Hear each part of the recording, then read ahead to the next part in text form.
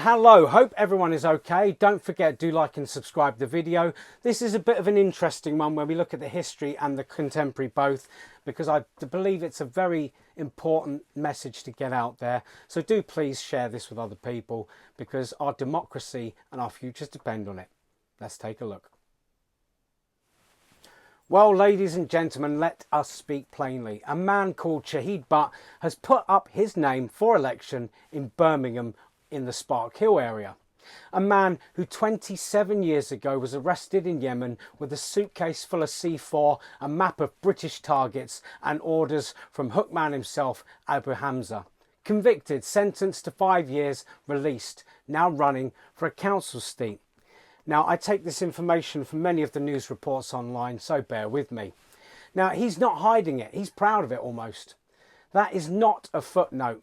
It is not a youthful indiscretion. It is terrorism. Full stop.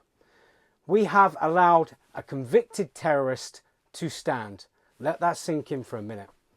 And when we have allowed him to run under the banner of an alliance of independence, a polite name for a state of Muslim-only candidates, we know, they say it's different, but let's look at it. They want to turn the West Midlands into a Muslim voting bloc. Now, sectarian politics is ethnic voting, it's tribal politics. I have Muslim neighbours, I call some of them friends. They are decent, moderate, worried like the rest of us. But this is not moderation, this is consolidation. Look what happened in Iran way back in 1979. Liberals marched beside the beards that they thought were fighting the Shah for freedom. 6 months later, the liberals were shot, the women were veiled, the gays were hanged, the books were burned, the schools became seminaries. That is the blueprint. It's the same every time. Now, the Islamist ideology is not neutral. It is pretty conservative. It forbids homosexuality, it orders the hijab, it treats women as property in those nations. It demands Sharia courts, which we're seeing more of here in Britain. Now, I'm not saying every mosque preaches that, but I am saying when extremists get the votes, they don't compromise, they consolidate. They create larger families, they wait. It's all the same tactics in history. And while they wait, we applaud them because we're inclusive. Nowhere on earth does a foreign-born man, convicted terrorist or not, get to stand for high office without proving allegiance first. Now, in Pakistan, I'd need 10 years residency, a clean record, a certificate from the Prime Minister, and they'd still say no. In France, 5 years, citizenship and terror conviction, not happening. In the United States, you need to be born there, which, let's be honest, is the most sensible thing for a democracy within a country. But here, you land from a foreign country, you bomb a hotel in Yemen, or try to, I should say, get released, and the Electoral Commission says, welcome aboard. That's not generosity, that's suicide. And do you know what terrifies me the most? The liberals. The ones who will vote for him because he says free Palestine in one breath and wants Sharia in the next. They think they're progressive. They're handing power to people that will make them illegal. We can only look at a future like Iran and say women here will end up with fewer rights. Gays will have no rights. They'll be gone. Alcohol will be taxed out of existence. Swine will be off the menu. And every complaint will be called Islamophobia. We are sleepwalking into a soft revolution, not with guns, but in the ballots. And when the dust settles, the moderates will be the first to be marginalised and expelled. The moderate imams will be called apostates. The moderate women will be told to cover up. And the moderate voters will wonder how their rainbow flag ended up in the mud on the ground. This isn't paranoia. This is proven history and pattern. Lebanon, Pakistan, Sudan, Iran, Somalia. One generation. From coexistence to conquest. So let's stop pretending. This is not about one man. It's about what we allow in this country. If we let Shahid Butt win, we tell every extremist, stand, speak, and we will applaud. And the next time, it's not a council seat, it's the mayoralty, then it's a ministry, then it's the whole country. They are telling us, themselves. The only safeguard left is the ballot box, but we don't use it. But we have to. Vote out the sectarian, vote out the sleeper, vote out the ones who let this happen.